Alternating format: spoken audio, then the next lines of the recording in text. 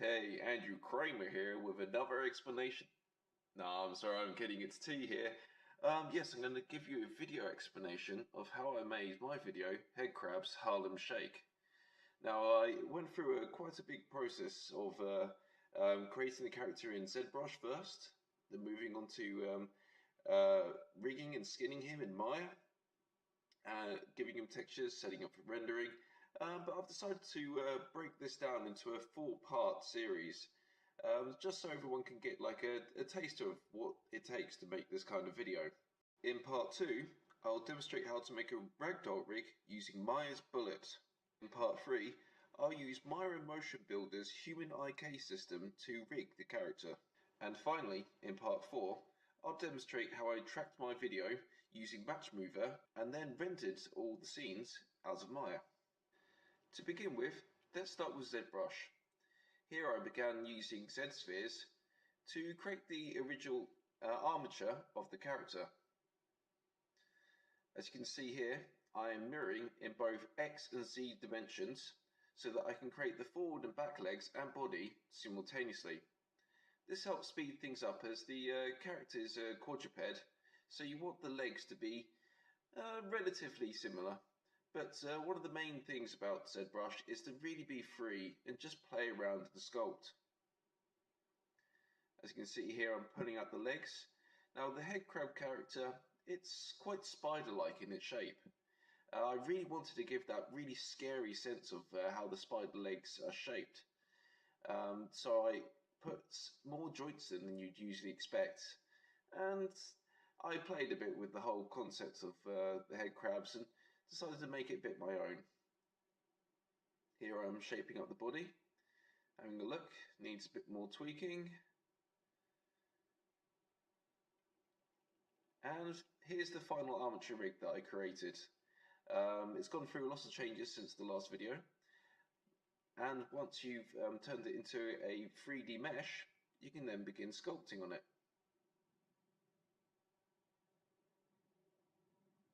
Here I'm rounding out the body, adding a bit more mass, adding a few more levels of geometry, sculpting the front feelers.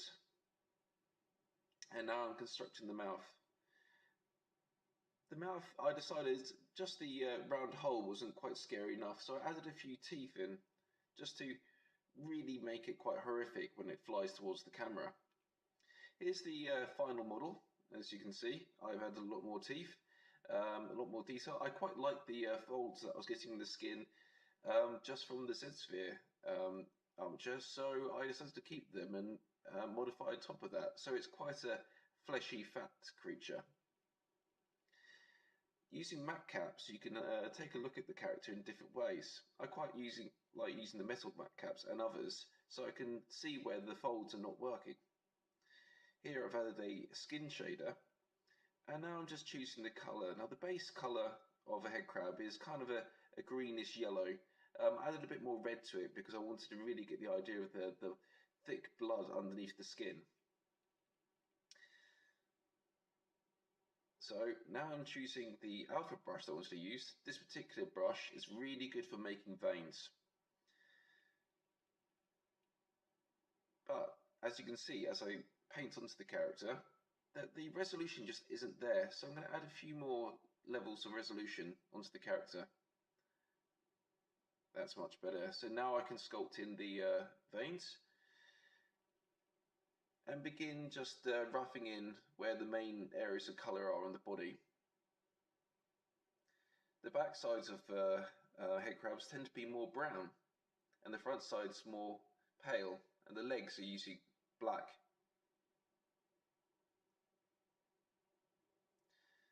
Zbrush is just great for experimenting and playing around with the character. You can come up with lots of different designs very quickly. Here's the final textured model. I've given it a red blood mouth, and I've also added a bit more red to its feelers, like if it's just eaten someone. I'm now pointing out the fact that creating UVs is actually quite simple with the UV mouse tools in the Zbrush plugin area. So it's now created the UV map, which you can see here. I personally love this tool. I'm wrapping the character into its UV. Looks quite fun. Can play with this for hours. And with that complete, I can then create the texture from, from the polypaint. There we go. Now all that's left is to export the character out of Zbrush. Again, up to the Z plugins, you can export multiple maps and the geometry at the same time. I'm just going to use these settings for now.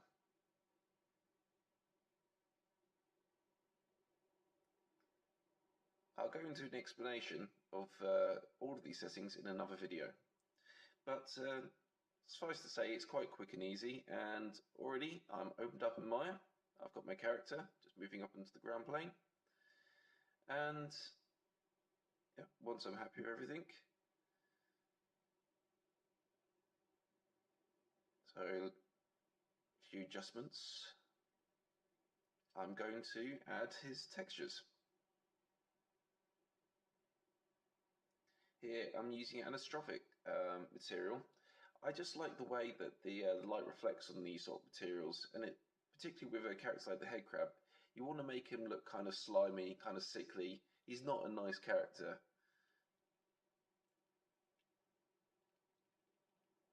So I've added the textures, and now I'm adding the normal maps. This will add the full definition to the character, and I will in another video demonstrate how to use displacement maps, but this is quite a complicated one for this overall gist of how I made the character.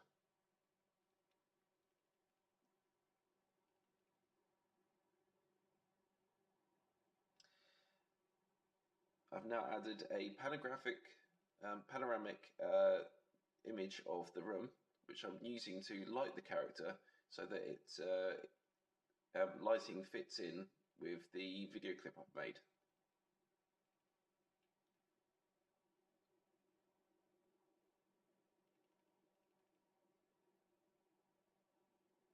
Okay, now I begin rigging.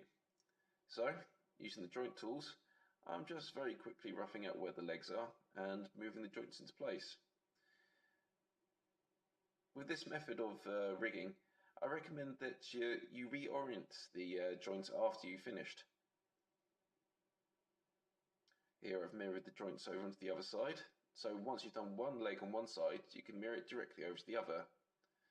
Here I create the spine, connect it to the hips. You want the hips to be the base of your character model. Now I start creating the front legs. Oh, I've made it the wrong way. I'm going to reverse the direction of the joints and move them into place.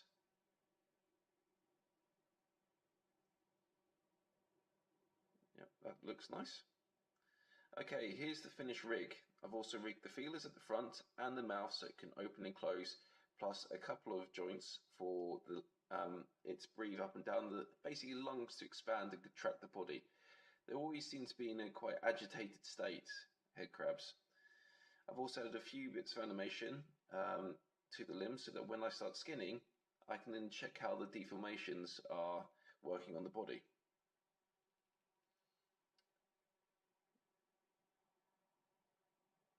So my original settings seem to work pretty well. I'm using dual quaternion skinning.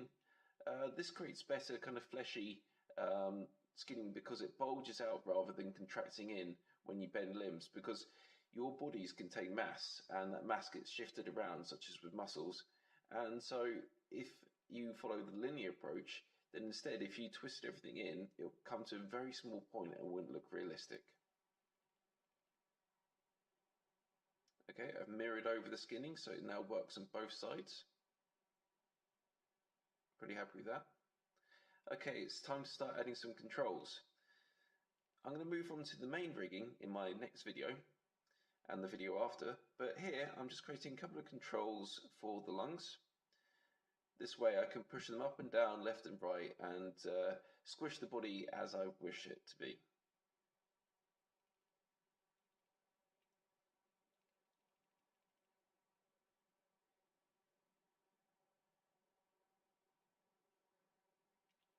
Yeah, that's looking good.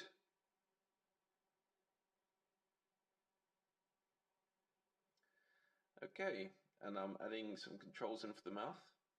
I won't add all of them right now, as I'll go further with this in my next video, but you get the idea. Also, adding eye cage to front fillers makes it easier to control the limbs.